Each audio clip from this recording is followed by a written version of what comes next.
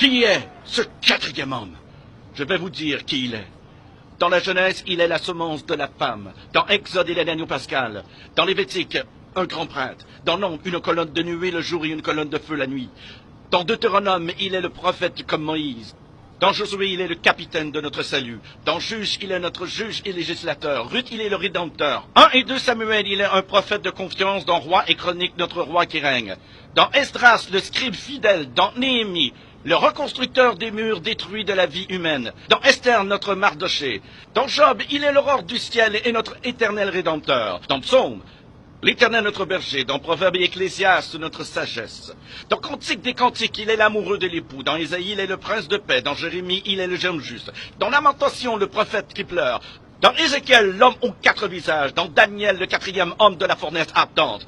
Dans Osée, il est le mari fidèle pour toujours marié au rétrograde. Dans Joël, celui qui baptise du Saint-Esprit et de feu. Dans Amos, le porteur de fardeau. Dans Abdias, puissant sauveur. Dans Jonas, notre grand missionnaire. Dans Michée, le messager au beau pied. Dans Nahum, le vengeur des élus de Dieu. Dans Habacuc, l'évangéliste de Dieu criant « Accomplis ton œuvre dans le cours des années ». Dans Sophonie, le sauveur. Dans Agé, le restaurateur de l'héritage perdu. Dans Zacharie, la fontaine ouverte dans la maison de David pour le péché et l'impureté. Dans Malachie, le soleil de la justice s'élevant avec la guérison sur ses ailes.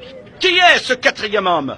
Dans Matthieu, il est le Messie. Dans Marc, le faiseur de miracles. Luc, le Fils de l'homme. Jean, le Fils de Dieu. Acte, le Saint-Esprit. Dans Romains, notre justicier. Corinthiens, notre sanctification. Dans Galates, il est le rédempteur de la malédiction de la loi. Dans Éphésiens, il est le Christ de richesse infinie. Dans Philippiens, le Dieu qui pourvoit à tous nos besoins. Dans Colossiens, la plénitude de la divinité. 1 et 2 Thessaloniciens, notre roi qui vient bientôt. 1 et 2 Timothée, le médiateur entre Dieu et l'homme.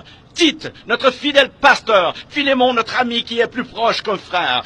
Dans Hébreu, le sang de l'alliance éternelle. Dans Jacques, le grand médecin. 1 et 2 Pierre, le grand berger. 1, 2 et 3 Jean, il est amour. Dans Jude, le Seigneur venant avec 10 000 de ses saints. Dans Apocalypse, le roi des rois et le Seigneur des seigneurs.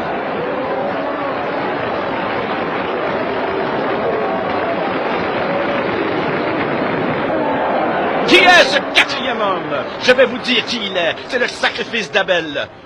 L'arc-en-ciel de Noé, le bélier d'Abraham, le pluie d'Isaac, l'échelle de Jacob, les fardeaux d'Ézéchias, le sceptre de Judas, la verre de Moïse, le manteau d'Élie, le bâton d'Élisée, la corne d'huile de Samuel, la fronde de David, la figue hâtive d'Ésaïe, le cadran solaire d'Ézéchias, les mouchoirs et le linge de Paul, le rocher de Pierre, la cité de perles de Jean. Il est un mari pour les veuves, un père pour les orphelins, pour ceux qui voyagent en pleine nuit. Il est l'étoile brillante du matin, pour ceux qui marchent dans une vallée solitaire. Il est le lys des champs, la rose des sables, le sarment de vie et le miel du rocher. Qui est-il? Qui est le quatrième homme? Il est Jésus! Il est Jésus, le Fils de Dieu!